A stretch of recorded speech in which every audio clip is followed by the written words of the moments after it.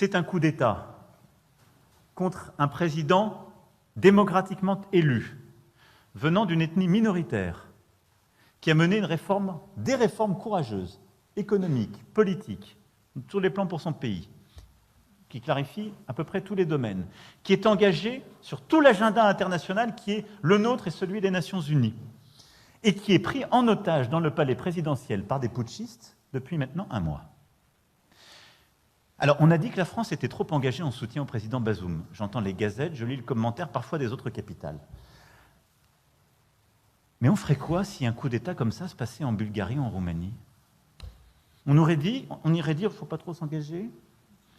On va regarder, parce que les putschistes nous ont proposé un Premier ministre. Voilà, on va s'engager, c'est ça la bonne politique. Il ne faut pas être jusqu'au boutiste, on n'est pas chez nous. C'est ça ce que veulent faire les autres capitales.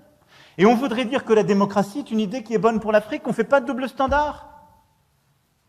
C'est inadmissible.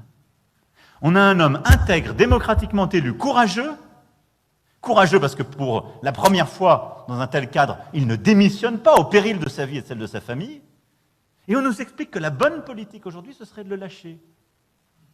Parce que c'est devenu à la mode. Parce qu'en fait, il faudrait produire local maintenant, même quand ce sont des putschistes. Et de Washington, en passant par d'autres capitales européennes, j'ai entendu des voix, j'ai écouté des journaux, j'ai lu des tribunes qui nous expliquaient « N'en faites pas trop, ça devient dangereux. Ça devient dangereux. » Non, on doit être clair, cohérent. Cohérent. Sinon, qui nous écoutera? Dans quelle capitale africaine on peut dire qu'on a une politique de partenariat avec un dirigeant si, quand ils subissent cela, on ne peut pas être en soutien? Donc je pense que notre politique est la bonne. Elle repose sur le courage du président Bazoum, sur l'engagement de nos diplomates, de notre ambassadeur sur le terrain, qui reste, malgré les pressions, malgré tout, et malgré toutes les déclarations d'autorité illégitimes, grâce à l'engagement de nos forces de sécurité intérieure et de nos militaires.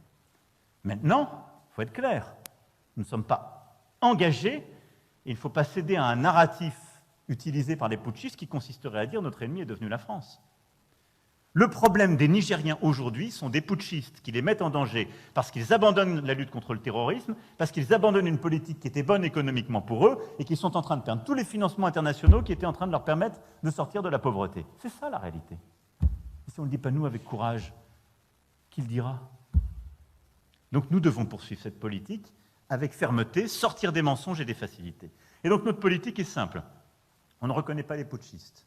On soutient un président qui n'a pas démissionné, aux côtés duquel nous restons engagés. Et nous soutenons l'action diplomatique, et quand elle le décidera, militaire, de la CEDEAO, dans une approche de partenariat, qui est celle que j'ai présentée en février dernier.